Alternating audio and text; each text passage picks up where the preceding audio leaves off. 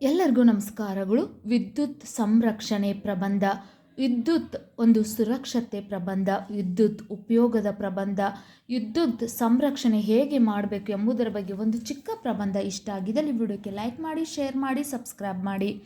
ಪೀಠಿಕೆ: ವಿದ್ಯುತ್ ಸಂರಕ್ಷಣೆ ಎಂದರೆ ವಿದ್ಯುತ್ ಶಕ್ತಿಯನ್ನು ವ್ಯರ್ಥ ಮಾಡದೆ ಬುದ್ಧಿವಂತಿಕೆಯಿಂದ ಬಳಸುವುದಾಗಿದೆ.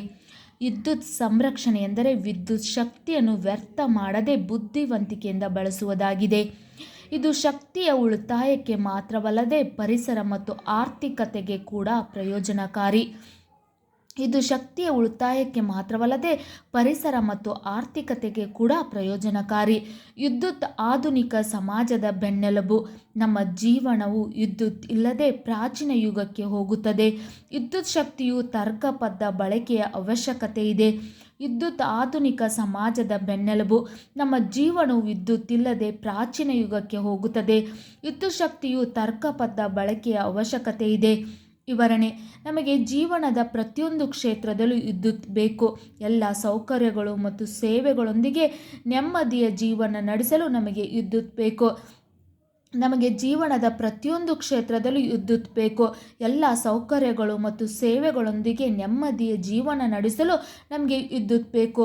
ಸೌರ ಮತ್ತು ಪವನ ಶಕ್ತಿ ಬಳಸಿ ವಿದ್ಯುತ್ ಸಂರಕ್ಷಣೆ ಮಾಡಬಹುದು. ನೈಸರ್ಗಿಕ ಬೆಳಕನ್ನು ಬಳಸುವುದರಿಂದ ವಿದ್ಯುತ್ ಉಳಿತಾಯ ಮಾಡಬಹುದು. ಇಂದಿನ ಬೆಳೆಯುತ್ತಿರುವ ಮತ್ತು ಅಭಿವೃದ್ಧಿ ಹೊಂದುತ್ತಿರುವ ರಾಷ್ಟ್ರಕ್ಕೆ ವಿದ್ಯುತ್ ಮೂಲಭೂತ ಅವಶ್ಯಕತೆಯಾಗಿದೆ. ಎಲ್ಲ ದೇಶಗಳು ಇಂದು ಅತಿಯಾದ ವಿದ್ಯುತ್ ಬಳಸುತ್ತಿದ್ದು, ಇದು ಪರಿಸರ ಮತ್ತು ದೇಶದ ಆರ್ಥಿಕತೆಯ ಮೇಲೆ ನೇರ ಪರಿಣಾಮ ಬೀರುತ್ತಿದೆ. ಇದು ಅನೇಕ ನಕಾರಾತ್ಮಕ ಪರಿಣಾಮಗಳನ್ನು ಹೊಂದಿದೆ. ನಮ್ಮ ಪರಿಸರವನ್ನು ರಕ್ಷಿಸಲು ನಾವು ವಿದ್ಯುತ್ತನ್ನು ಉಳಿಸಬೇಕಾಗಿದೆ. ಎಲ್ಲ ದೇಶಗಳು ಇಂದು ಅತಿಯಾದ ವಿದ್ಯುತ್ ಬಳಸುತ್ತಿದ್ದು, ಇದು ಪರಿಸರ ಮತ್ತು ದೇಶದ ಆರ್ಥಿಕತೆಯ ಮೇಲೆ ನೇರ ಪರಿಣಾಮ ಬೀರುತ್ತಿದೆ. ಇದು ಅನೇಕ ನಕಾರಾತ್ಮಕ ಪರಿಣಾಮಗಳನ್ನು ಹೊಂದಿದೆ. ನಮ್ಮ ಪರಿಸರವನ್ನು ರಕ್ಷಿಸಲು ನಾವು ವಿದ್ಯುತ್ತನ್ನು ಉಳಿಸಬೇಕಾಗಿದೆ. ವಿದ್ಯುತ್ ಸಂರಕ್ಷಣೆ ಮಾಡಲು ಕೆಲವು ಮಾರ್ಗಗಳು: ಮನೆಯಲ್ಲಿ ಸೀಲಿಂಗ್ ಲೈಟ್ಗಳ ಬಳಕೆ ಕಡಿಮೆ ಮಾಡುವುದು. ಶವರನ್ನು ದೀರ್ಘಕಾಲ ಬಳಸಬೇಡಿ. ಹಳೆಯ ಟಿವಿಯನ್ನು ಬದಲಿಸಿ ಹೊಸ LED ಟಿವಿ ಬಳಸಿ, ಇದು ಕಡಿಮೆ ಶಕ್ತಿಯನ್ನು ಬಳಸುತ್ತದೆ. ಹಾಗೂ ಡೆಸ್ಕ್ಟಾಪ್ ಕಂಪ್ಯೂಟರ್ ಬದಲಿಗೆ ಲ್ಯಾಪ್ಟಾಪ್ ಬಳಸಿ. ಬಟ್ಟೆಗಳನ್ನು ಒಣಗಿಸಲು ಯಂತ್ರವನ್ನು ಬಳಸಬೇಡಿ, ಬಿಸಿಲಿನಲ್ಲಿ ಒಣಗಿಸಿ. ಸೌರಶಕ್ತಿ, ಗಾಳಿ ಮತ್ತು ಬೆಳಕು ಬಳಸಿ ವಿದ್ಯುತ್ ಉಳಿಸಿ.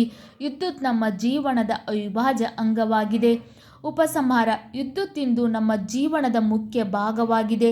ಆದ್ದರಿಂದ ಅದನ್ನು ಉಳಿಸುವುದು ನಮ್ಮ ಕರ್ತವ್ಯವಾಗಿದೆ ಹಾಗೂ ನಮ್ಮ ಪರಿಸರ ಸಂಪನ್ಮೂಲಗಳನ್ನು ಸಂರಕ್ಷಿಸಬಹುದು ಮತ್ತು ದೀರ್ಘಕಾಲದವರೆಗೂ ಬಳಸಬಹುದು. ವಿದ್ಯುತ್ ಸಂರಕ್ಷಣೆಯ ಬಗ್ಗೆ, ಅದರ ಪ್ರಾಮುಖ್ಯತೆಯ ಬಗ್ಗೆ ಎಲ್ಲ ಶಾಲಾ ಕಾಲೇಜುಗಳಲ್ಲಿ ಚರ್ಚೆ ಮಾಡುವುದರ ಮೂಲಕ ಅದರ ಮಹತ್ವ ಎತ್ತಿ ತೋರಿಸೋಣ. ವಿದ್ಯುತ್ ಇಂದು ನಮ್ಮ ಜೀವನದ ಮುಖ್ಯ ಭಾಗವಾಗಿದೆ. ಆದ್ದರಿಂದ ಅದನ್ನು ಉಳಿಸುವುದು ನಮ್ಮ ಕರ್ತವ್ಯವಾಗಿದೆ ಹಾಗೂ ನಮ್ಮ ಪರಿಸರ ಸಂಪನ್ಮೂಲಗಳನ್ನು ಸಂರಕ್ಷಿಸುವುದು ಮತ್ತು ದೀರ್ಘಕಾಲದವರೆಗೂ ಬಳಸಬಹುದು. ವಿದ್ಯುತ್ ಸಂರಕ್ಷಣೆಯ ಬಗ್ಗೆ, ಅದರ ಪ್ರಾಮುಖ್ಯತೆಯ ಬಗ್ಗೆ ಎಲ್ಲ ಶಾಲೆ ಕಾಲೇಜುಗಳಲ್ಲಿ ಚರ್ಚೆ ಮಾಡುವುದರ ಮೂಲಕ ಅದರ ಮಹತ್ವ ಎತ್ತಿ ತೋರಿಸೋಣ. ನಿಮಗೂ ಕೂಡ ವಿದ್ಯುತ್ ಸಂರಕ್ಷಣಾ ಪ್ರಬಂಧ ಇಷ್ಟ ಆಗಿದ್ದಲ್ಲಿ ವಿಡಿಯೋಕ್ಕೆ ಲೈಕ್ ಮಾಡಿ, ಶೇರ್ ಮಾಡಿ, ಸಬ್ಸ್ಕ್ರೈಬ್ ಮಾಡಿ. Thank you.